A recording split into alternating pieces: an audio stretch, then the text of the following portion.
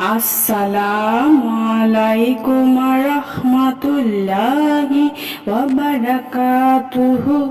সুপ্রিয় সম্মানিত দর্শক ও শ্রোতা, আশা করি মহান রব্বুল আলামিনের দয়ায় আপনারা সকলেই ভালো আছেন।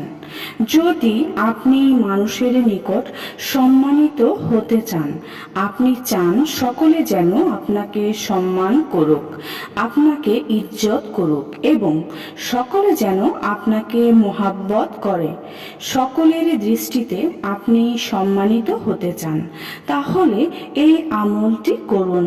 আল্লাহ তাআলার একটি নামের আমল, যে সমস্ত লোককে আল্লাহ তাআলা দুনিয়ার মধ্যে স্থায়ীভাবে সম্মান দান করেছেন, তাদেরকে আল্লাহ তাআলা আল্লাহর এই নামটি পড়ার তৌফিক দান করেছেন।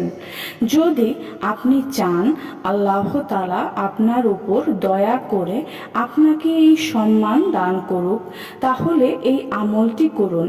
প্রত্যেক দিন ফজরের নামাজের পর এবং এশার নামাজের পর এই আমলটি করবেন।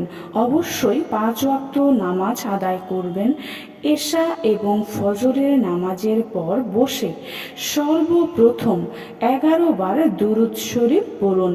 অতঃপর ইয়াজুল জালালি ওয়াল ইকরাম, ইয়াজুল জালালি ওয়াল ইকরাম, আল্লাহর এই নামটি 1100 বার পড়ুন, অর্থাৎ 1100 বার পড়ুন।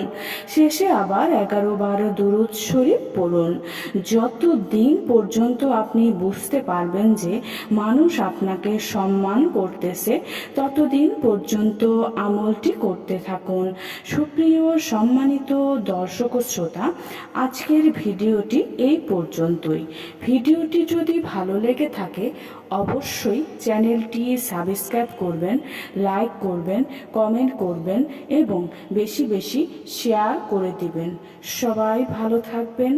আল্লাহ হাফেজ।